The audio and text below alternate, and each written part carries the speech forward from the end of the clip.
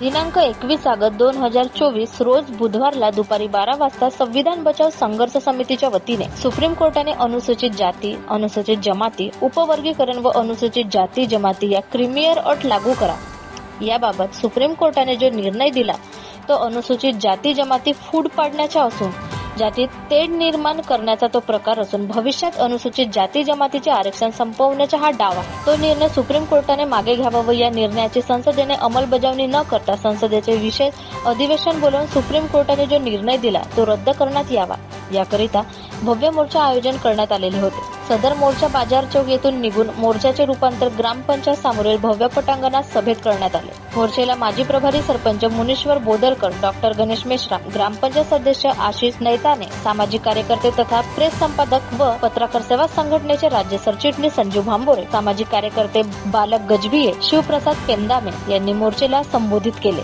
मोर्चा शांततेत पार पडला।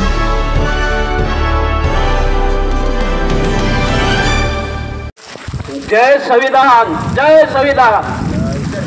आज आड्याळ या ठिकाणी आरक्षण बचाव कृती समिती आड्याळच्या वतीने भारत बंदच्या आयोजनानुसार या ठिकाणी सुप्रीम कोर्टाने जो निर्णय दिलेला आहे अनुसूचित जाती आणि जमातीच्या विरोधात अ ब क ड असे उपवर्गीकरण केले आहे। तर सुप्रीम कोर्टाला या अनुसूचित जाती आणि जमातीत उपवर्गीकरण करण्याचे काय कारण आहे? म्हणजे या मागे या सुप्रीम कोर्टाच्या मागे नेमका कुणाचा हात आहे हे आपण ओळखलं पाहिजे। कारण सुप्रीम कोर्टाचा जो जज आहे तो कोणाच्या तरी पाठीमागचा राखण करत आहे, कोणाचा तरी राखणदार आहे। आणि या सुप्रीम कोर्टानं जो जजमेंट दिलं एवढं भारतीय बाबासाहेबांना आपल्याला संविधान दिलं, त्या संविधानाचा त्या सुप्रीम कोर्टाच्या जजला आपल्याला बरोबर न्याय देता येत नसेल तर त्या जजला सुद्धा त्या ठिकाणी राहण्याचा अधिकार नाही।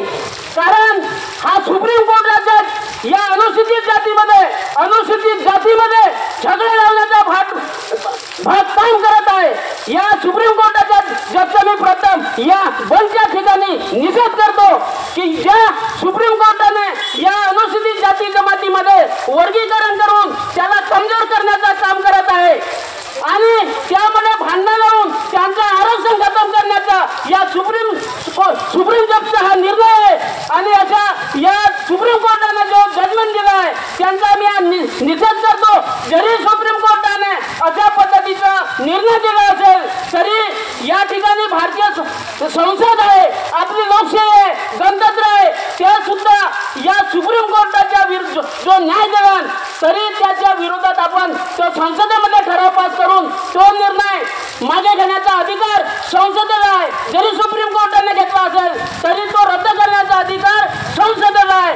म्हणून या आपली जे संसद आहे, जो या देशाचा पंतप्रधान आहे, तो सुद्धा आपल्या लोकसभेमध्ये ठराव घेऊन हा कायदा रद्द करू शकतो आणि जो विरोधक पक्ष आहे त्यांनी त्याला समर्थन द्यायचं आहे। तर असं कुठं होताना दिसत नाही, कारण आम्ही पाहतो तिकडून सुप्रीम कोर्ट जज देतो आणि तेलंगणाचं सरकार जो काँग्रेसचं सरकार आहे त्याला समर्थन देतो।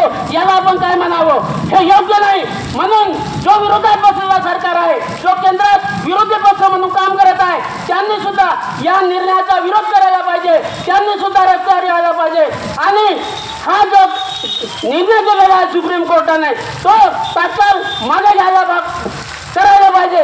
कारण 5 वर्षाच्या पूर्वी लोकसभेचा विरोधक नव्हता, आता विरोधक आहे। म्हणून विरोधकाची आपली महत्वाची जबाबदारी आहे की त्यांना विरोध केला पाहिजे।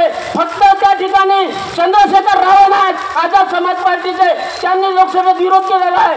जरी लोक जनशक्तीच्या पार्टीचे 5 खासदार त्या संसदेत आहेत जे मोदी सरकारात असतील त्यांनी सुद्धा विरोध केलेला आहे। परंतु विरोधक ज्या ठिकाणी आपले राहुल गांधी आहेत विरोधक म्हणून, त्यांनी पक्षाची भूमिका घेतलेली आहे, त्यांनी आपला आवाज त्या ठिकाणी उठवलेला नाही, त्यांची सुद्धा महत्वाची भूमिका आहे.